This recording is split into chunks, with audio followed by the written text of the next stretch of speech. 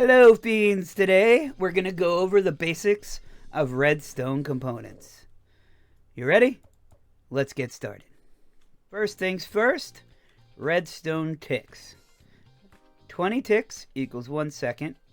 1 tick equals 0.05 seconds. Now redstone dust, when powered, will give you 15 blocks of power. On the 16th block, let me flip this other switch. Show you right here.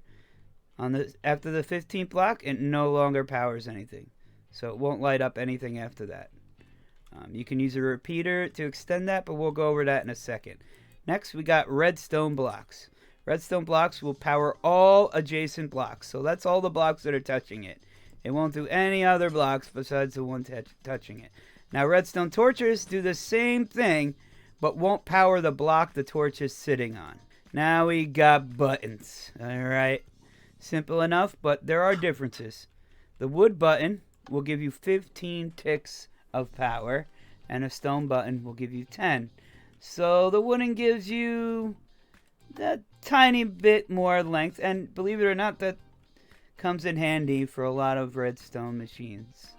So now we got the pressure plates. We got 4 different kinds here. We got the wood, stone, gold, and iron. So first we'll do the most basic, which is the wood. Obviously, when mobs or players walk over it, you'll get power. And when an item drops on it, you'll also get power. Now, stone is the same, but, do players. It'll do mobs, but it will not detect items. Okay, but now, we got the gold pressure plate. It'll detect items and mobs, but it'll put out the signal depending on how many mobs are on it. So we got 1 mob, we got 1 strength. We got 2 mobs, you got 2 strength. 3, 4, 5, 6, 7, 8, 9, 10. Oh, there we go. You put enough on there, you'll get full power. So depending on how many mobs you have on there is how strong the power is. Now, the iron plate does the same thing, but it's in groups of 10. So the first one, you'll get the first power. To get the next one, you need 10 more. 1, 2, 3, 4, 5, 6, 7, 8, 9, and 10. And as you can see, you got 10. So next, we got observers. Observers will give you a 1-tick pulse whenever it detects a block update. So there you go, we got 1-tick pulse. When I destroy it, you get another tick pulse. Simple enough. These things are great. They're used in a lot of redstone machines. Now here, redstone repeaters will do exactly that. It will repeat your signal. So like I showed you down there, you only get a strength of 15 from a redstone dust. If you put this on the 16th block, it'll start the whole cycle over, and you'll get another 15. Besides that, they do give you a delay. By default, 1 repeater has a 1-tick delay. So that right there would be a total of 2. Now we can turn this up to 4 each, so now we got an 8-tick delay. It just slows down the signal. Now we got comparators. Comparators will output the same power that's put into them. So since we're strongly powering this, we're going to get 15. That block is down there on the 16th block. Now if you click this little light here, it puts it into subtract mode. So whatever's coming in from the side, it will subtract from what's going out.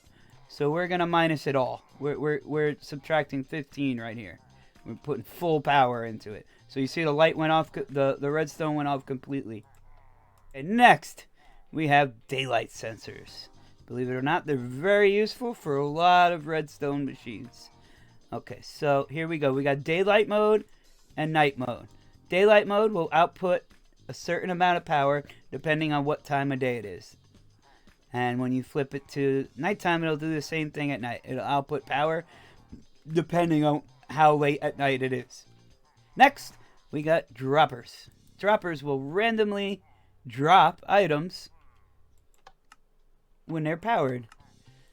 And what I mean by random is, okay, so we got 6 different things here. It's not going to go in any specific order. It's just going to randomly spit out blocks, no matter what order they are inside there. Now, droppers do the same thing, but they will use the item that's in there. And what I mean by that is if you put eggs in it, it'll shoot the egg. Put a rocket in there, it'll shoot the rocket. Egg, rocket, arrows, tridents, what have you. Next, we got pistons. Pistons will push up to 12 blocks. Okay, now if we put one more block, that would be 13. Not going to go anywhere. Now, sticky pistons do the same exact thing, but we'll retract the button that's on its face. So that'll do it for the first installment of Redstone Basics. Part 2, we will go a little more in depth into each component and when and how to use them in your redstone contraptions. But thank you for stopping by, and I hope this was helpful. See you next time. Bye now.